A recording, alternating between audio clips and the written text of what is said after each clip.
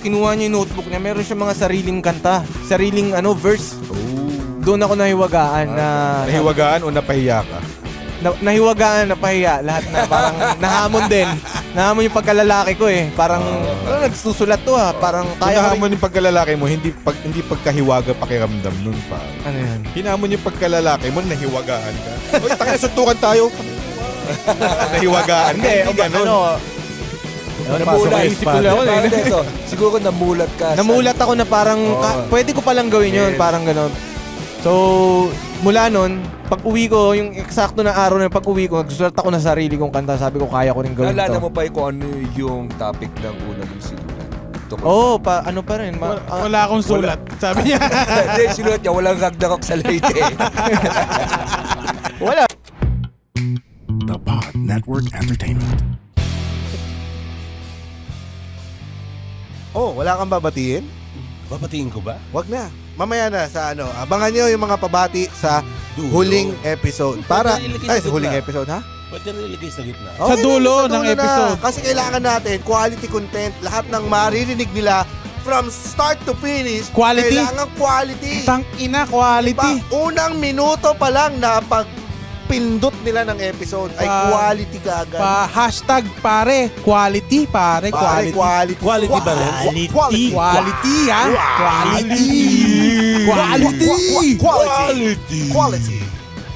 Quality podcast. The Quality Podcast. Cool Pals, the Quality Podcast. Welcome to the Cool Pals. Episode 658. Exclusive. On all platforms. Narito na naman tayo sa isang musical episode. Kasama ang isa sa mga tinitingala sa rap scene. Walang iba. Batak na batak yung labi mo. First time mo to, pare, ma-introduce nito. Sige! Sige.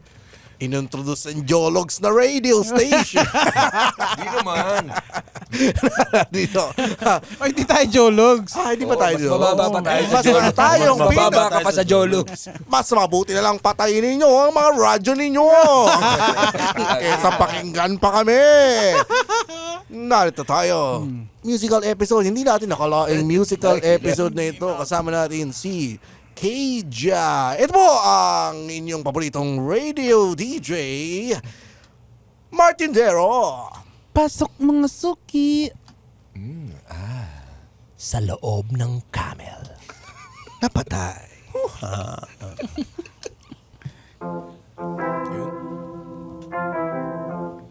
Mula sa Nakasalalay sa Letra album.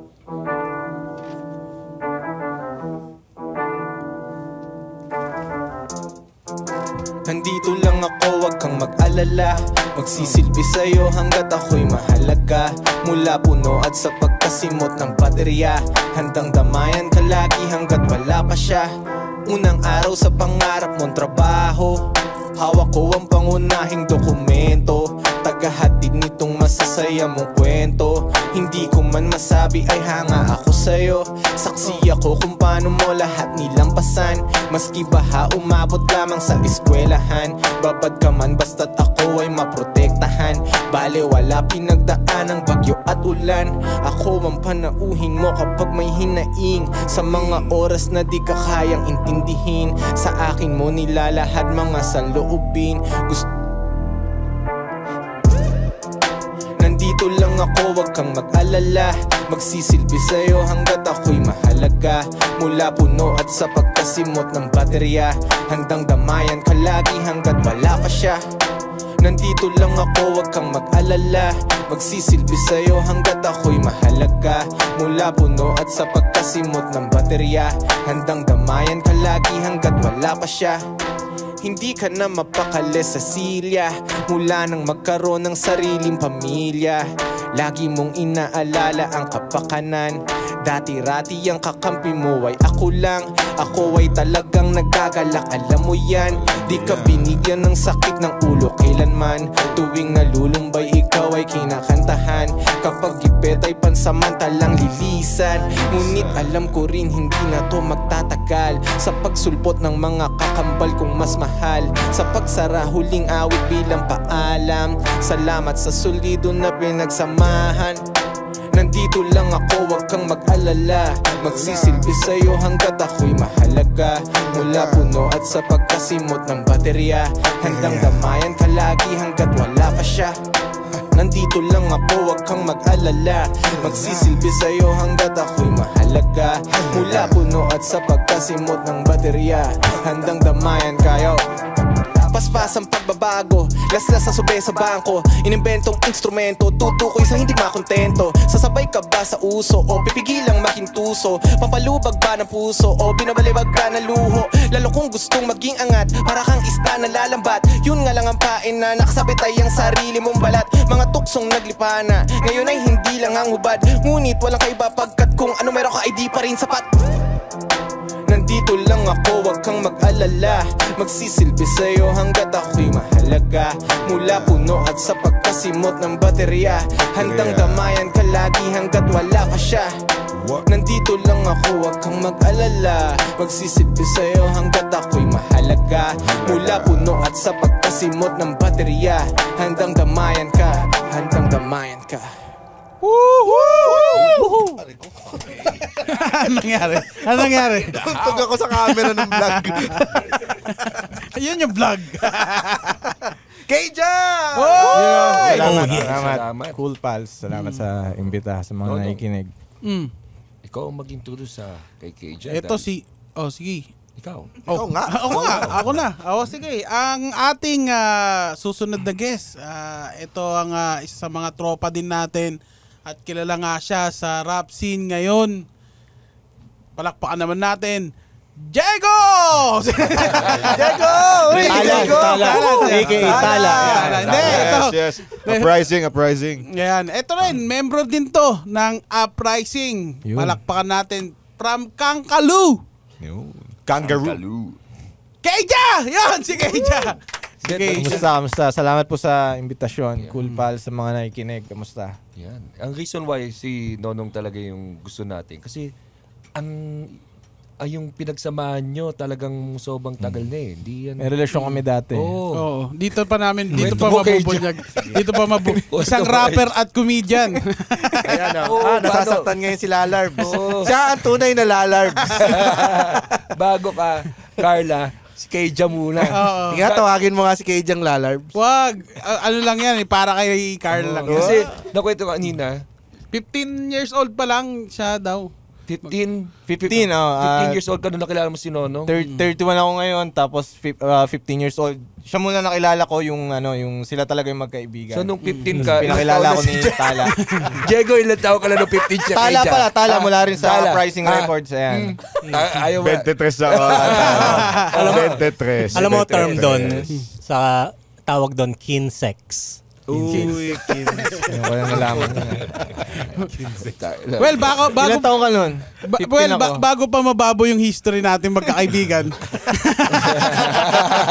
Hindi, kasi magkakasama kami dun sa parang pares kami ni Jade na discover ni Mama Diego. Mama Diego pala. Kumbaga ako'y mamasang, naghahanap ako ng mga puta na ibebenta ko. Sabi ko, si Nonong funny. Okay. Tapos si Keija serious pero rapper.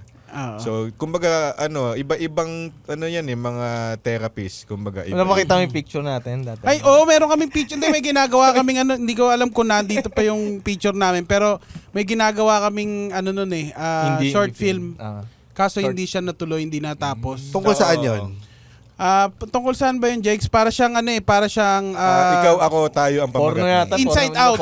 Para siyang inside out na pag kunyari, pag iba yung emotion niya, nagigibang tao siya. So parang tatlong tao yun na pinagsama-sama sa isang character. Pero dun sa visual niya, syempre nag-iensayo pa kami nun. Parang, syempre pag viewer ka, ang parang lalabas dun, iba-ibang karakter siya. Tapos sa bandang huli lang malalaman na isang karakter lang siya. Parang fight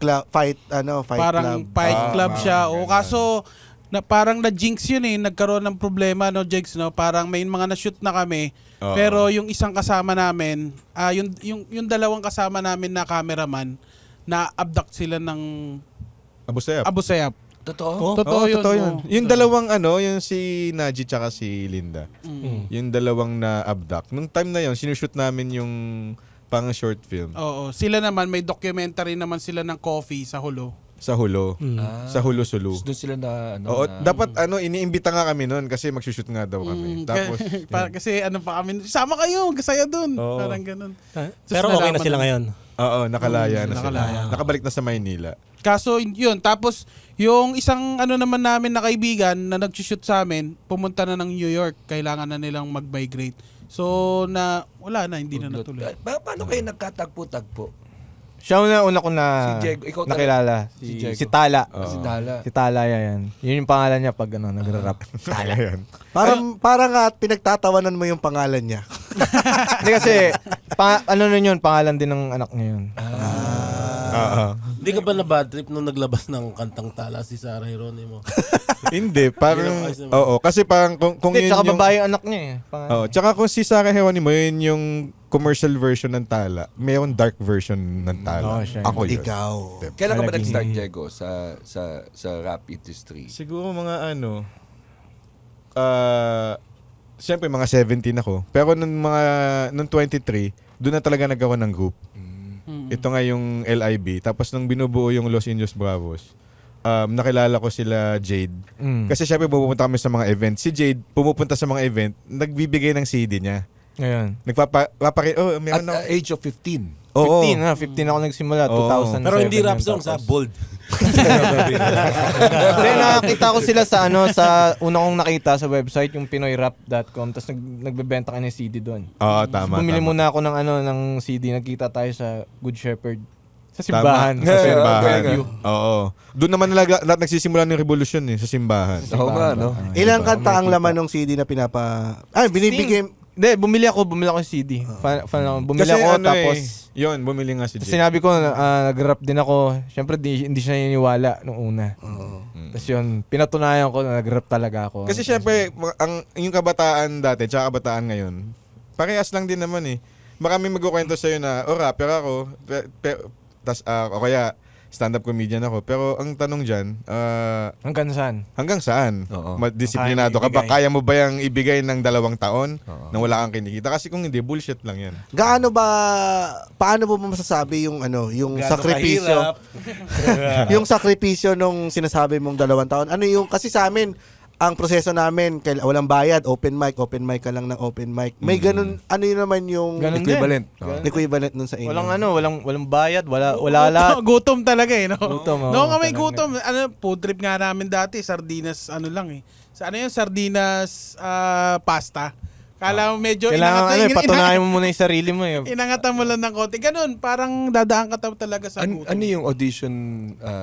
Hindi hindi naman audition kasi wala naman siyang contest. So pinatunayan ko lang na nag-rap ako hanggang pinapasok na niya ako sa sa sirkulo ni Tala. Tapos doon ko nakilala si Nonong. Ay, Ayan. parang nasa Marami pa siyang kaibigan, marami pa. Tapos isa doon Kasi si nagtayo ako Nasa labas ka ng ng gate no, nagrarap. pinapasok. Oo. Literal, pinapasok niya ako sa bahay niya. Jex, So, mo ako! rapper ako. Tapos iniwan niya ako pinapasok nung napatunayan, nag-rap nga to. Seryoso. Araw, Pinapasok papasukin niya mo ako sa na bahay. ako. Una naming kantang ginawa yung Hilamos. Hilamos. Hilamos yan. Hilamos. Keija, Tala. Mapapanood nyo pa yun. Kasi nagpo-produce ako eh. Siyempre, nung 17 ako, uso, siyempre, bantang 90s din ako eh. Usong cassette tape. Magre-record ka, magko-compose ka. Siyempre, magsisimula muna sa gitara. Tapos, o kaya, yung karaoke pa nun. Hindi pa video okay, karaoke yon. Tapos syempre, mula sa analog, isa ako sa mga tumawid sa digital.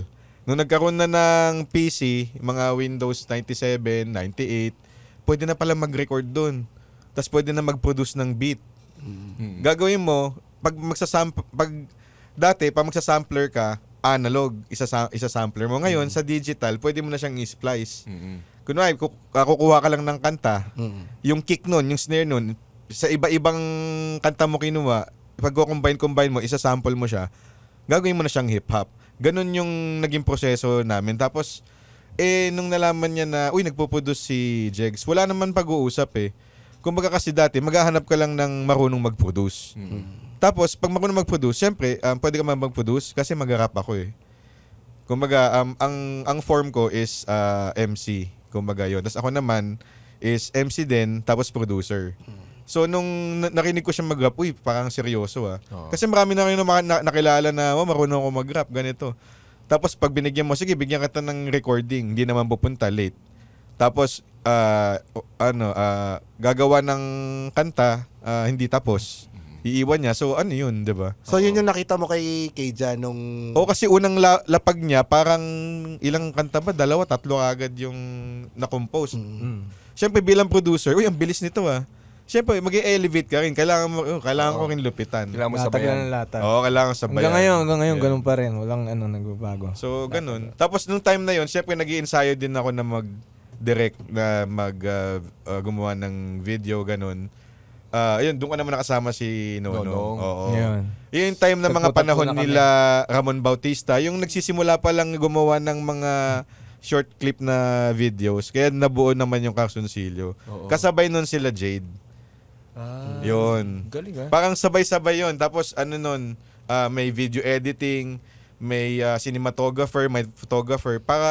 Kasi parang dahil nga nabuo yung ganong community namin. Pag nagkaroon ng mga mga project, kailangan pag tinawag ka namin, pro bono. Ganun. Parang din, no, sa atin, yung may circle din kayo ng lahat. May writers, may comedian, may actor. Parang ganun din nagsusimula yung mga ganyang klaseng samahan Kaya ang ganda kay Diego na pagka nagkaroon siya ng idea, nasusupport namin kasi may na agad meron na siyang team. Si Diego ba yung tumayong leader? Siya talaga yung siguro director namin sa lahat. Siya yung pinaka nag-iisip sa lahat. Kumbaga parang kami tinitrain niya kami dun sa ibang bagay. Emperor. Emperor. Emperor. Yun yung naging trabaho niya sa amin. Kasi parang nakita din niya, parang katulad kay Direk Bobot, nakikita naman din ni Diego yung kung ano yung special dun sa tao. And then yun yung sinusupport niya dun sa tao. Parang tinutulungan kanya kung paano mo magawa yung Direk craft. Bobot ng buhay ko. Parang gano'n.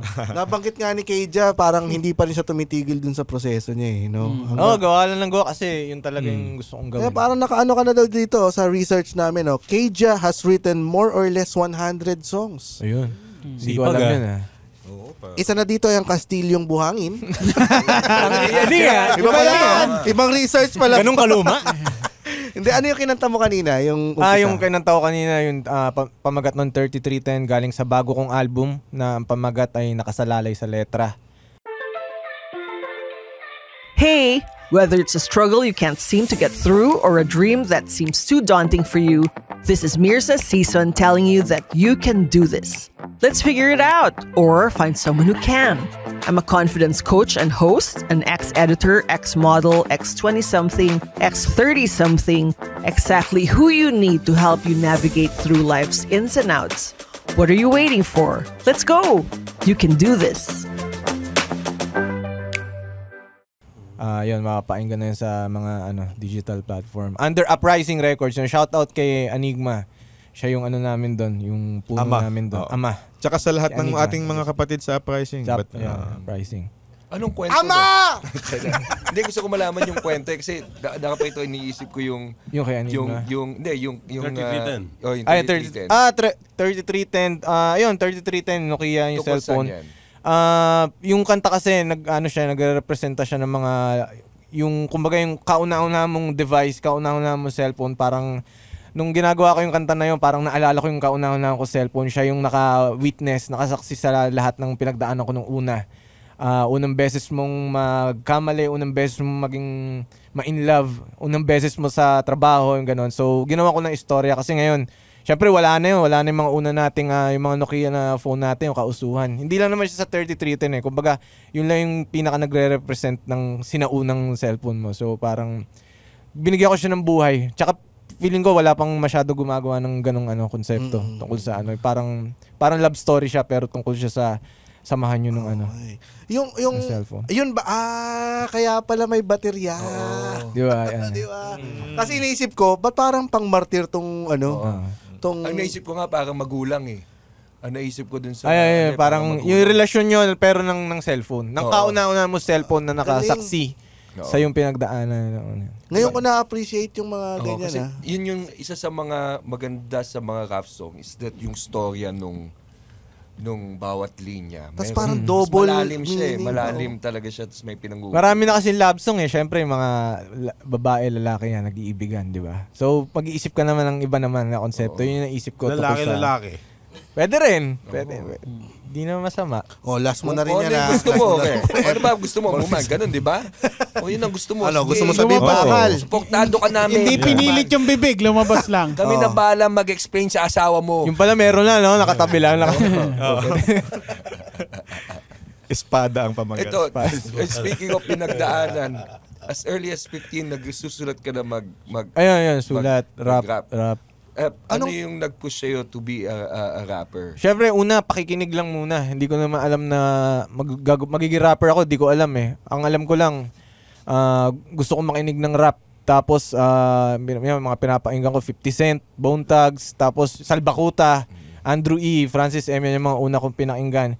Tapos, may pagkakataon kasi na mula sa Maynila, na-addict ako sa sa larong online games, yung Ragnarok. Doon ako na-addict, parang addict ako doon. Si Dongdong. Ako nagaling. Hindi, pero ako kasi addiction ko umabot na sa nangungupit na ako eh. Kasi hindi na ako pumapasok eh. Kaya pala magkaibigan kayo. Ganyan na ganyan din ang kwento. May problema na ako eh, kumbaga, na ako. Parang nalulung na ako, kumbaga, walang pinagkaiba sa ibang addiction. Sa ibang addiction eh. Lulung ka rin.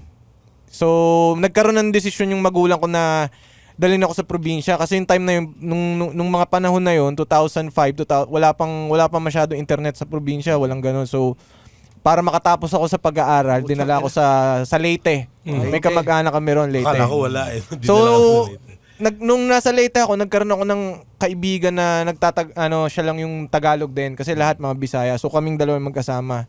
So, one day, nag-cutting kami. Nag-cutting pa rin. Taka, may Ragnarok dito sa gitna ng bundok. Kaya sa kami, tabing dagat. Ragnarok. Nagtabing dagat kami, tapos merong karaoke doon. So sabi niya, pre, mag-rap tayo. So nag-rap kami yung Watamen. Yun, ganun. Tapos Salt and pepper. ako nag-rap ako yung ang mga nirap ko, yung mga verse na mga alam ko, yung mga Apocalypse, Death Threat, mga kanta nila nirap ko. Tapos siya, teka lang kinuha niya yung notebook niya, meron siya mga sariling kanta, sariling verse. Doon ako nahiwagaan Nahiwagaan o napahiya ka? Nahiwagaan, napahiya, lahat na parang nahamon din. Nahamon yung pagkalalaki ko eh. Parang nagsusulat to parang Kung kaya ko nahamon yung pagkalalaki mo, hindi pagkahiwaga pakiramdam nun, pare. Ano yan? Hinamon yung pagkalalaki mo, nahiwagaan ka. Oy, tangina, suntukan tayo. Tangina, wow. Nahiwagaan ka, hindi ganun. Namulat. Siguro namulat ka. Namulat ako na parang pwede ko palang gawin yun, parang gano'n. So, mula nun, pag uwi ko, yung eksakto na araw na pag uwi ko, nagsusulat ako na sarili kong kanta. Sabi ko, kaya ko rin gawin Naalala to. mo pa kung ano yung topic ng una mong sinulat? Pa rin. Wala akong sulat. Sabi niya. Hindi, sinulat niya, walang Ragnarok sa Leyte. Wala, yung mga yung mga sarap naman, yung mga hyperbole ng mga lyrics, yung mga hindi mo naman talaga ginagawa. Sinusulat mo doon. So, ayun, hanggang makarating na sa pagbalik ko ng Maynila, sineryoso ko na yung pagsusulat ko ng sariling rap. Doon ko na-discover na pwede pala ako maging rapper. Saan ka bumibitaw pagdating mo sa Manila, di ba, nagsusulat? Sa Manila, sinubukan ko na pag-aralan yung mag-recording ng sarili. Meron akong desktop computer. Tapos, meron akong mic stick ng headset na galing pa sa CDR King. Kasi wala akong alam eh. So, pinipilit ko lang pag-aralan kung paano mag-recording. Hanggang nakilala ko ngayon si Tala. Doon bumili ako ng CD niya. Tapos, pinilit... Nag-meet kayo sa CDR King. Simbahan. Sa Good Shepherd, sa Fairview yun. Doon ako bumili ng CD nila. Tapos, ayun na nga, pinilit ko. Tapos, sa kanya talaga ako unang nag-recording nun. Tinuruan niya mag-recording, makagawa na sarili. Tuloy-tuloy na hanggang nakilala ko na si Enigma ng Flip Top. Tapos, naging, nung meron ng Uprising Records na hawak ni Enigma, na recruit niya din dun si Tala. Recruit no? Tapos magkakasama kami ngayon, hanggang ngayon yun. So, yun yung istorya. Ang galing, no? Totoo nahamon yung pagkalalaki, gano'n. Totoo yung yung research nakalagay, due to Cage's addiction to Ragnarok. Meron nga. That affected his schooling. Yeah. Gano'n na katagal? How many years mo nang ginagawa to? 15 years old, 31 ako ngayon. So, 16. 16. Tagal na. Sinasabi matagal kasi na. kanina ni Tala, ni Jegs. 2007. Sanay ako Jego kasi. Pero, gano'n katagal yung gapang papunta kung saan ka na ngayon? Kasi di ba, titiisin mo din talaga yung wala eh. Tingnan mo, makikita mo gaano katagal. He started doing shows without talent fees. He reached out to organizers via Friendster. Oh, Friendster. Oh, Friendster dun. pa. Pero Jade, di ba nalala ko sabi ko sa'yo? Naging totoo ako sa'yo, sabi ko Jade.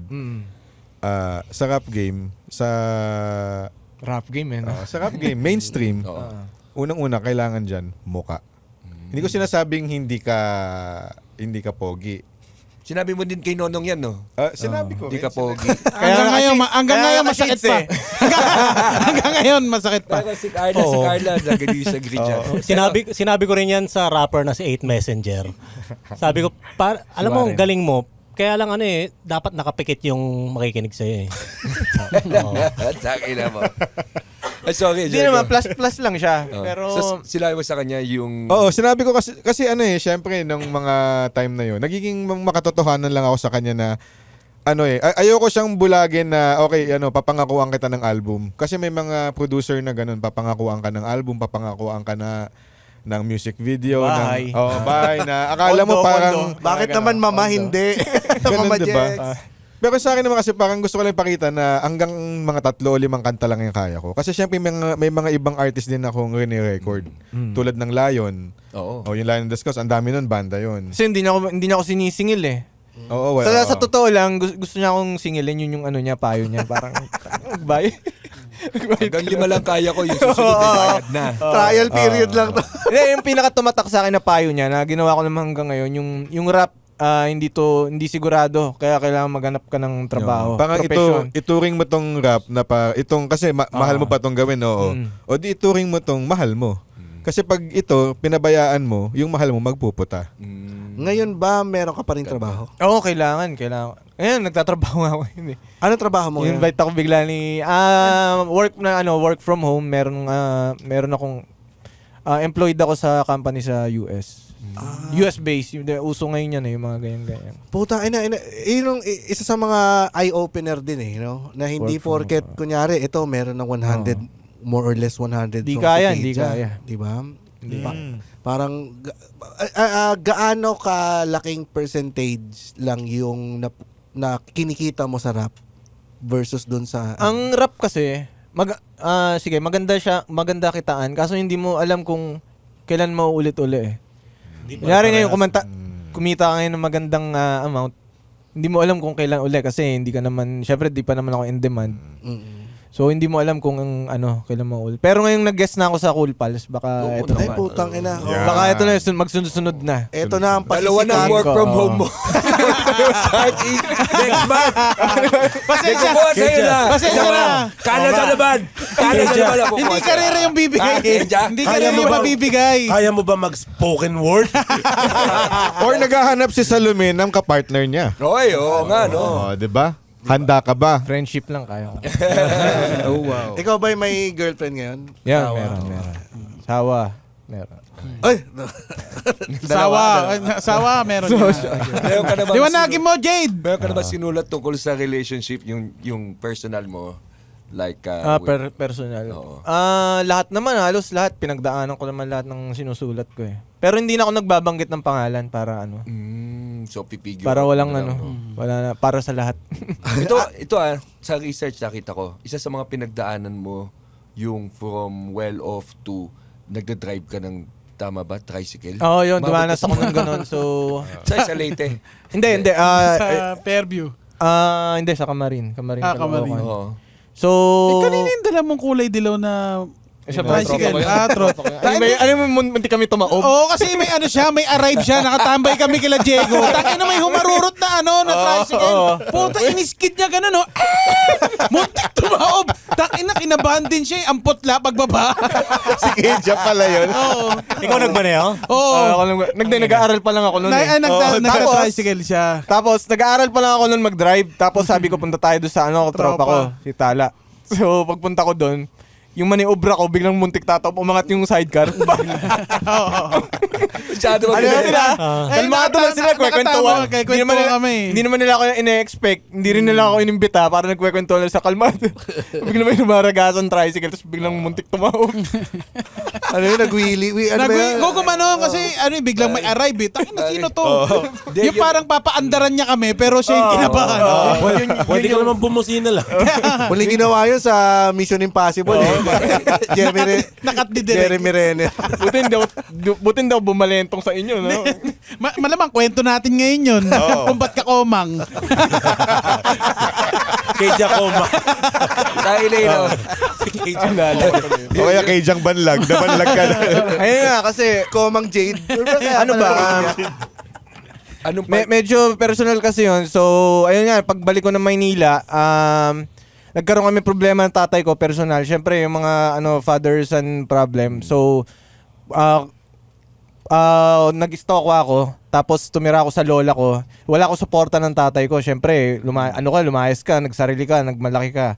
So, ititigil yung mga sustento. Nagkataon yung lola ko merong tricycle. So, yun na lang pinasok ko. Kasi wala pa ako work experience eh. Sabi ko, mamamasada na lang ako para may pera ko. So, tumawag ka muna sa akin nun, di ba? Sabi mo, Jigs, pwede bang tumira sa inyo? Ayun. Pinatira niya rin ako ilang araw. Sabi mo? Sabi ko, mga unang araw. Tangina mo. Sabi ko, gago, record kita, pero tangina, para maging anak pa kita. Putang ina naman, pare. Di ba, magiging totoo lang din ako. Di ba? Bumalik ka na lang pag successful ka na. Kasi, di ba? Ako makikita May sa'yo. binubuhay din ako. Pag successful ka lang. Pala, may tricycle ako dito. Nag-invest ako sa'yo. Hindi, tinanggap ako ng Jex. Tinanggap ako niyan. Binigyan din ako ng mga, Hanggang mga 5 days. paunang panimula, mga ganon. Tapos, ayun, namasada ko tricycle, pinag-aralan ko paano yun yung mga unang beses ko maghanap buhay. So, ayun. At what age ito? 7? So ilang tricycle driver yung inalagaan mo, Diego? Binago ang buhay. 16, 17, Iba-iba. tapos nung 18 balik nag-aral ulit ako yun. Tapos nag-college ulit ako, tapos work Ba't experience. bumalik ka pala, hindi mo kinaya? Yun, doon ko na doon ko naranasan mahirap eh. Mahirap pag di ka nag-aral. Doon ko na yung mga ganung aral, naririnig ko sa mga magulang ko pero wala akong pake, di ba? Pag una parang pag di ka nag-aral, wala akong pake, parang okay lang, kumakain naman, may kakayahan naman yung tatay ko magbigay ng Pero nung namasada na ako, doon ko na-realize na totoo nga, mahirap pala kasi hindi ganung kaganda yung kita. So kailangan ko bumalik ng pag-aaral, nag-aral ako. Tapos nag-apply ako sa mga kumpanya, mga call center. Dito sa building na to ako unang na-employed as call center agent. Dito sa Silver City yung company Results. Yun. Ang galing Dito. Tapos yun, kung saan ako nalipat na kumpanya, yun. Ngayon, nakachamba ako ng work from home na medyo mas decenteng bayad. So, ayun. Ayan, lesson yan para sa mga taga-results. Magiging rapper kayo. Di na ba? Magiging rapper sila. Kaya pala ako, gusto ko lang banggitin din. Kaya ako dito na employed dito sa Pasig kasi nakitira ako kay Enigma noon.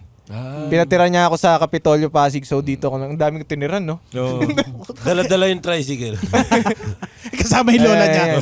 So ayun, maraming kumbaga ako yung halimbawa ng ng talagang suwail na bata na pero na actual lang ko yung mga pangaral na kala ko dati salita lang, na actual lang ko na kailangan mo nga talagang mag-aral, kailangan mo may alam ka. Anong kanta yung ginawa mo tungkol doon? Baka sakaling... Siguro yung yung masasabi ko lang yung nilabas na album ko noong 2015 under Uprising Records, yung Agiw, ang gantimpalang idinaan sa wika. Album yun. So meron doon mga ilang kanta na binabanggit ko yung yung pinagdaanan ko, yung mga ganun. Saan nila mapapakinggan yan? Spotify, YouTube Music, o may iTunes pa ba? Yung mga ganun. Wala akong naka-Android phone ako eh. Meron pa. iTunes meron pa. Kaya basta mga audio platform nandiyan, Kja, tapos makikita nyo na yung mga iba kong Kasi maganda yung marinig nila kasi baka may mga listener din tayong Swail na may tricycle. May tricycle. Na yun ang pinagdadaanan nila ngayon. At least tsaka ngayon sa hip-hop culture, usong-uso yan, yung mga hustle, di ba? Yung mga diskarte, yung diploma, di ba? Usong-uso yung ganyang konsepto. Yun, ganun. Ikaw... Pero yung iba pinipeki eh. sinubukan ko rin yan nung una yung parang didiskarte lang ako kasi ganito yung mga diskarte lang pero hindi ubre. Yan ang... Either maging ano ka parang either maging criminal ka, maging magulang ka o makachamba ka. Yun na yung diskarte. Tatlo lang So sabi ko, hindi sigurado, mag-aaral na lang ako para may sasagot ako sa interview. Pucha, anong nagpa-realize sa'yo nung may nakausap ka ba? Actual, kasi nga namasada ako tricycle, ang hirap. Tapos parang sa isang oras, kikita lang ako ng 20 pesos. Isang oras kasi nakapila ka. So pag mahaba yung pila, para ang isang trip 20 pesos So minsan inaabot ang isang oras kapag yung parang yung parang tanghali na. Pag umaga, madalas malakas pa yung biyahe sa isang oras para makakatatlong biyahe ka, so 60. Parang, syempre, nangangarap din ako bilang bata. Gusto ko rin magkaroon ng makabili ng mga magagarang gamit, syempre. Tapos hip-hop pa ako. Anong pag hip-hop, kailangan maporma ka Naka-Jordans ka, mga... Babae, alak, droga, gano'n. Yung mga gano'n. Pucha, pera ko, 120, 150. Paano ko mag-ano na ito? Bibili ng bling-bling. Babae, alak, so, droga. parang nangangarap din ako. So, doon ko na... Paano kaya? Diskarte kaya? Pag diskarte naman, hindi ko alam anong gagawin ko diskarte. Di ba? Hindi naman pwedeng magbenta ako ng ng mga illegal, 'di ba? Pwede 'yun, pero ayokong mapunta sa yung makita ng tatay, 'di ba? Tatay ko nagmalaki ako na nagkaroon kami problema. Ayokong makita niya na ayokong sabihin niya na, 'di ba? Sabi ko sa'yo hindi ka nakinig So gusto kong pakita na kaya kong itayo na yung sarili ko sa tamang paraan. Tsaka mahirap makulong kaya ayoko Hindi ka pa na-tempt. Hindi ka pa natin. Hindi ka pa wala pang yung malapit na. Yung malapit hindi kasi natatakot ako. Yun parang nakakatakot Barkada, wala ka namang naging barkada. Maraming barkada pero hindi talaga parang hindi ko pinasok kasi gusto ko ring yung pagmamahal ko sa hip hop, sa music, nandun pa rin. Parang dun, yun yung umahatak sa akin palayo sa sa mga masasamang alam mo isang misconception pa yan sa hip hop na Kala nila puro drugs, sex, babae. Dati siguro. Kasi may... Panahon na 8 Messenger. May kilala ako, sikat sila nung 90s. Sikat sila nung 90s. Pangalanan mo na. Hindi, wag na. Nagka-dalawang album sila. Yung isang member nila, lagi na lang nang gugulang. Hanggang ngayon, yung... Lahat sila asensado pero may isang member sa kanila na talagang mula teenager sila hanggang ngayon siguro mag-50 na rin siya. Hindi tumatagal no? Ganun pa rin yung diskarte niya, manggugulang pa rin, nanlalamang, paulit-ulit. Hindi tumatagal. Diego, sa inyo, ilang beses kang ilang chance ang binibigay mo sa isang rapper na nagkakamali? Napasaway? Siguro mga 3 lang siguro. 3 lang. Para madali mo siya matandaan, 3 lang. Si Keija ba naging pasaway? Maraming pagkakataon. Kasi dati, hindi lang naman si Jade yung mga artist na pasaway. Kasi meron ding iba, walang disiplina. Yung iba, nagdadalawang isip. May mga artist na rin na ng ibang bayan na, sabay-sabay. Tapos yung panahon ni Nonong, di ba nung parang time na yun, pupunta ka ata sa ibang bansa na rin nun no? Indonesia ba yan? Ang real talk naman niya sa akin, ba't ka aalis? Ganun yung sinabi niya. Paano na tayo? Bakit ka aalis? Sabi ko, paano na tayo? Sabi niya, sayang daw. Parang nangihinayang siya sa mundo ng comedy kung aalis ako. Pero wala pero parang kasi syempre questioning ka rin ng lipunan Pero wala pa akong hindi ko pa alam na sa comedy ka talaga babagsak. Sa comedy ako babagsak. Parang siguro pinangawakan ko na lang yung sinasabi nun ni Diego para mas kumbaga parang mas i-push ko pa yung sarili ko sa comedy. Yun, ang ganda naman ng sacrifice din, di ba? Parang ganun talaga mamimili. Tulak sa amin. Mamimili ka. Tulak pala, Diego. Tulak. Parang tulak na magandang inspirasyon. Darating ka sa part na mamimili ka talaga sa dalawang malaking oportunidad. Pero pag pinili mo yung isa, kailangan mo talaga siyang panindigan. Kasi at wag mo nang isipin kung kinuha ko tong isa, di sana hindi. Kasi ito na yung pinaka-weird na wedding proposal na narinig ko nung nandyan ba siya? Pero ganun. May ganun ba si Keija na parang sinabi ni Diego, buti na lang sinunod ko to. Itong sinabi niya. Sabi niya sa akin, huwag masyadong makulit. Kasi text ako ng text sa kanya dati. Kasi marami siyang kinukulit. Kasi alam ko naman na hindi lang ako yung kinukulit niya. Marami siyang kinukulit. na syempre, may mga producer na gusto lang nila na, ano mo yun, yung follow-up ka lang, ganun. Nangungulit siya na parang... Gawa na tayong kanta kasi, ganun, parang gusto ko lagi na gumawa ng kanta. On fire ka talaga nun. On fire talaga. Hanggang ngayon naman, so, tinuruan niya ako ng mga unang disiplina na dapat kong ugaliin sa industriya. Etika. Ayun. Na parang, mag-record ka, mayroon ka bang pamasahe? Wala. Kung wala, ako pagagastos doon. Di ba? Paghirapan mo, di ba? Ngayon, pag pumunta ka dito, sige, may pagkain ako, kain ka. Tapos kung gusto mong uminom, bumili ka. Tapos painumin mo kasi libre ko na nga ang recording, di ba? Kumbaga, magiging... Responsible. Oo. Sa mga artist dati, nagiging totoo lang ako sa kanila. Kung ano lang kaya kong ibigay, yun lang kaya kong ibigay. Ngayon, nagiging diretso din ako sa kanila na kasi syempre nung mga time na yun, naging bahagi din ako ng parang grupo ng mga artists, yung concerned artists of the Philippines. So marami ding mga learnings doon na yun. So naibahagi ko din sa sa kanila. Gaano ba katagal niluluto sa studio yung isang kanta? Sa studio. Ang proseso ko, inuuna ko yung beat. Okay. So, yung beat, tapos papakinggan mabuti, aalamin ko yung concept. Yung pwedeng concept na gawin, tapos tsaka yung verse. Yun yung proseso ko. May mga rapper inuuna yung lyrics, tapos tsaka hihirit sa producer ng beat. Ako kasi kaya ko inuuna yung beat para yung flow, yung delivery ko para babagay at pwedeng maglaro sa flow. Ayun. Ako naman content. Kasi pag kunwari, bakit content? Kunwari, Jade, ano ba nakakamdaman mo ngayon? Galit ako sa tatay ko. Gusto mo ibabagay yung Oo. Tapos, so may angst ka. Sige, magpuproduce ako ngayon. Tapos kasi tapos, syempre, gaano ba kalalim din yung nalalaman mo? Kasi baka mamaya gagawa ka ng isang kanta, tapos ampaw pala, hindi ka nag-research, di ba? Para sa akin, parang wag mo na lang gawin. Dapat kung gagawa ka ng kanta, seryosohin mo. Ganun. Isa rin yan sa mga natutunan ko kay Tala, yung talagang pag-aralan ko yung wikang Pilipino. Yan. Sa kanya galing yun. Alamin ko yung fundamentals ng Marami kasi ngayon sa hip-hop. Kahit ngayon o kahit dati, parang mali-mali yung grammar.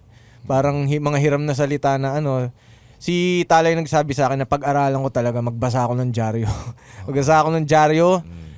Talaga, para mag-aral talaga. Tinuruan niya ako mag-aral talaga para sa hip-hop. Para tama lahat ng sinasabi ko, tama yung grammar, tama yung salita, yung alam ko talaga yung mga sinasabi yung content, ko. Yung tama yung sinasabi mo, yung pananaw mo, di ba? Kasi minsan may mga kanta na may mapapaisip ko na, hindi naman... Mali yung grammar, parang... Mali din yung niya, yung opinion niya, mali din yung di ba? Parang it doesn't make sense. Oo, ganun. Dahil yan din ang mismong mga minamaliit minsan ng mga tinatry nilang kaya nilang mag-rap, di ba? Or kahit yung mga listener, parang, di ba, kasi minsan may puna sa hip-hop na panjologs. Kasi yung mga napapainggan nila, totoo. Kasi mali-mali sinasabi. So, hindi mo rin masisi. Kaya kami, pinipilit namin na talagang may pinag-aralan, may kaalaman yung music para may pakita namin na talagang mataas yung antas ng Oo, rap. Paano nyo nilalabanan yun? Yung mga influencer ngayon, yung mga vlogger ngayon na nagra-rap na rin. Kanina, kakapanood ko pala, si Wamos, meron na ring rap song. Di ba may ginawa tayong ganyan, Jegs, dati na sa Carsoncillo na lahat ng, parang ganun din lahat halos gustong gumawa. Sa akin naman, karapatan naman nila yun. Kumbaga parang karapatan nila yun na mag-rap, karapatan nila na gumawa ng mga ganong kanta. Tapos syempre, may mga kanta rin kami na conscious, may mga kanta kami na tutulig sa mainstream at masasaktan sila. Pag nasaktan sila, tanggapin din nila yun. Yeah, good to hear yan. Kasi yung iba gine-gatekeep na wala kayong karapatang mag-rap kasi hindi nyo alam ang culture. Mga ganon. Hindi naman. Parang, kasi kung yun ang nagpapasaya sa'yo, yung rap, tapos yun din yung magbibigay sa'yo ng ibang skill, ng ibang skill mo. Hindi lang, kasi pag nag-rap ka, matututo ka na rin magsulat ng literatura. Tapos, performance art. 'Di ba? Matututo ka na rin kung ano man pasukan mo, flip top battle man 'yan o kaya pag co-compose ng kanta. So tapos communication skills. So ganun. So 'yun, marami kang marami kang matututunan kapag nagustuhan mo yung hip-hop. Kaya hindi naman, parang ang pangit naman sabihin na parang napaka-purista naman na kami lang yung Tsaka hindi mo rin madidiktahan yung masa kung ano yung trip nila di ba? Pero pag sinabi namin na pag mayroon kami mga lyrics na kaya nyo ginagawa yun dahil pera-pera kasi yun ang dinidikta ng mainstream dahil yun ang kailangan at kailangan yung i-feed. Oo. At masasaktan kayo sa kasi syempre yung mga lyrics namin syempre lalo na sa uprising pang-battle yung iba. Tapos syempre mga dark. Puro battle MC yung buo. Panay mga battle MC. Kahit ako nag-battle din ako. Oo. Kaya syempre expect mo na kapag may parang art yan pag may kritiko, tanggapin mo. So bali yung mga totoong opinion nyo, dinadaan nyo na lang sa rap. Sa music, Sa music. Tapos bahala na kung anong minsan sa kalye din. Sa kalye din, dinadala din namin. Pag nabatip kami, suntukan, gano'n.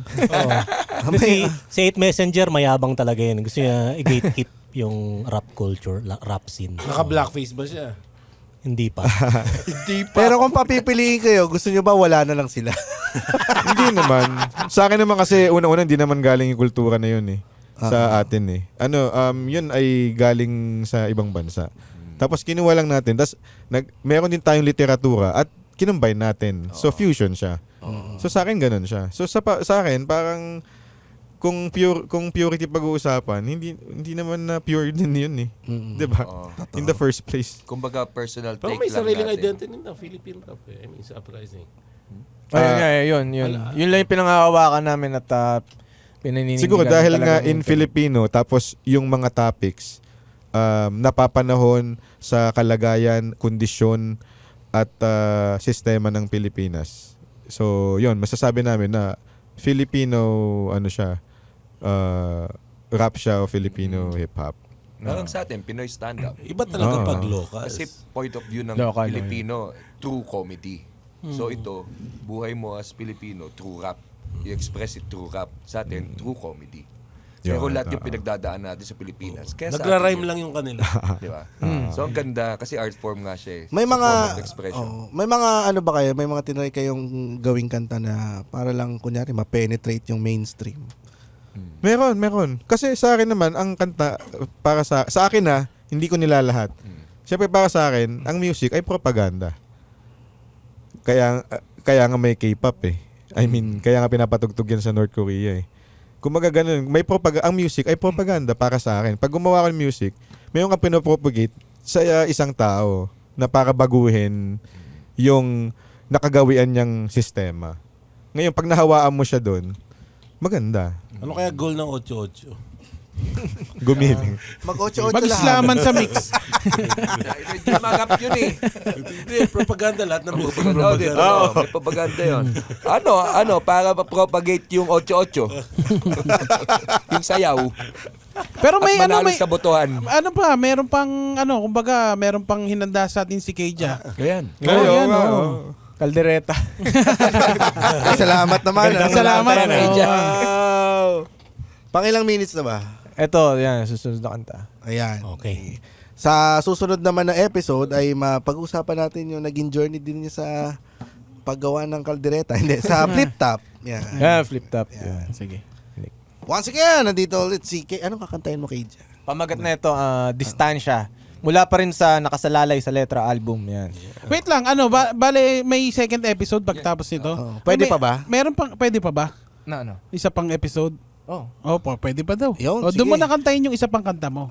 Okay. Yan. Pasensya na kayo, baka babas na naman tayo ng mga sobrang solid na rap fans. Sinasabi natin, kakantahin Okay. Rarapin ba? Rapin mo na yan. Wag mo akong rapin. Hoy! Ang ganda. Na ito, si Keija. Ito po si DJ Martin Dero. Pasok mga suki. Sa loob ng donkey. Napatay. Keija.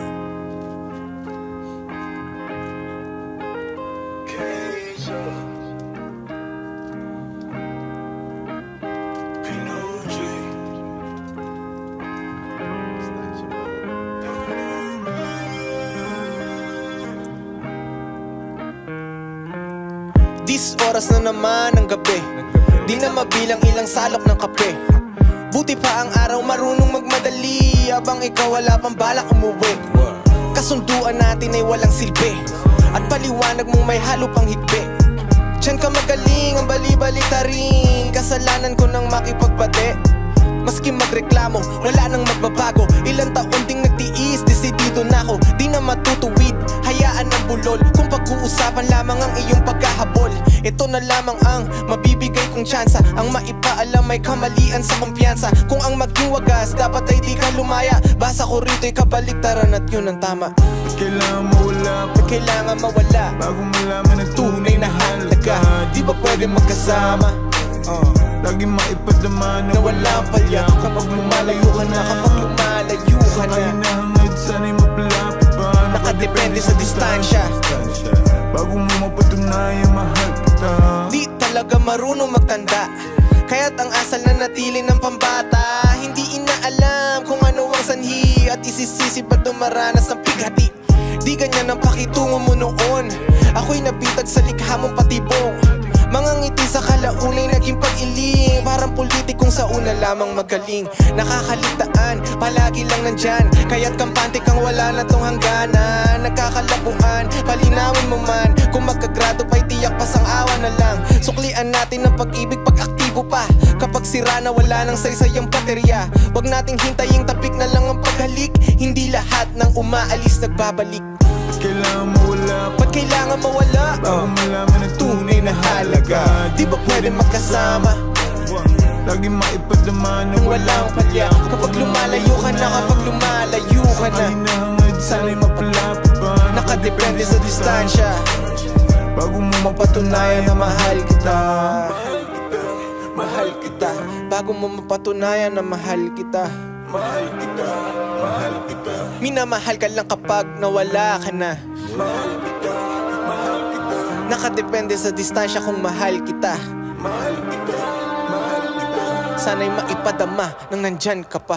Ba't kailangan mawala? Bago malaman ang tunay na halaga. Di ba pwede magkasama? Lagi maipadama nang walang palya. Kapag lumalayo ka na, kapag lumalayo ka na, sana'y mapalapit pa. Nakadepende sa distansya, bago mo mapatunayan na mahal kita. Mahal kita, mahal kita. Bago mo mapatunayan na mahal kita. Mahal kita, mahal kita. Yes I do, yes I do. Pino G, mahal kita, mahal kita. Uprising, nakasalalay sa letra album. Cool Pals. Salamat. Hanggang sa susunod na tawanan dito lang sa Cool Pals. The Cool Pals is brought to you in partnership with Spotify and the Pop Network Entertainment. Ha? Bago na? Yes. And if you like our show, please follow us on Facebook, Instagram, Twitter. Wala nang Twitter. X na. X na. X. And subscribe to our Patreon at our website www.thecoolpals.com. Sa Keja, at ang tanong ko lang sa iyo ay ano masasabi niyo sa sinabi ng Dong Galo na hindi raw tinao ang show ni Looney sa US? Bago mo sagutin yan, muna tayo sa mga pabate. Shoutout sa ating mga Patreon dyan: Paul De Los Santos, Carl Latonero, Charles Olinares, Raniel Diwa, Jobo Uy, Joseph Pascual, Ronaldo Malgapo, Rencio Portes, Angelica Sablan, Dominic Austria, Unique Aguilera, Michiko Oranga, Kirsty Victorio, Bern Santos, Candy Dulion, Denis Sarmiento, Dominic Jose Bugs, si CJ Santos, Mike Guzman, Dan De La Cruz, Maven Mendoza, Francis Baquillo, Jasper King, Trisha Melianis at si Edison Garcia. Wala na? Yun, mga pamura po dyan. From Tora Goychico, pabati sa asawa kong si Carl Goychico. Tanginan nyo, magkatabi pa kayo, may pabati ka pa. Yan ang problema, maghihiwalay kayo pag ganyan kayo ng ganyan. From Dennis Sarmiento, pabati kayo. Putang na, ito na, nabasa ko kanina. Tanga. Hindi, doble-doble na post ni Masa. From Lea Bival, pamura Si sa Masa boyfriend pala eh. ko. Masa. No mer guardian. Mahal na mahal kita. From Enjad Torrefranca, pabati naman na maligayang kaarawan kay JB Luna. Okay, pamura raw si Paul Paharit. Paul Paharit, putang ina mo! Paharit. From Ken Taladro, pamura kay Sir Vietnamese Nonong sa tropa ko na si Jeric Verias. Poki ng ina.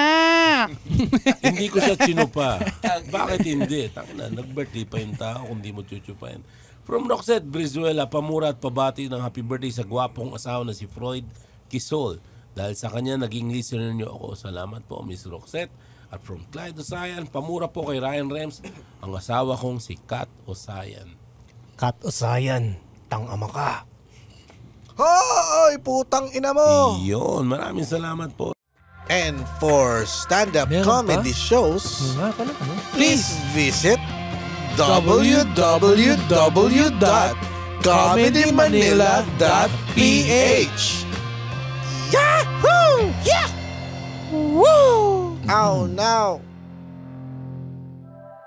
The opinions of podcast creators, hosts, and guests are not necessarily reflective of the official stance of the Pod Network Entertainment, its hosts, or other network programs. The content created by the people behind the podcast is personal and not meant to harm any religion, ethnicity, group, organization, company, or individual.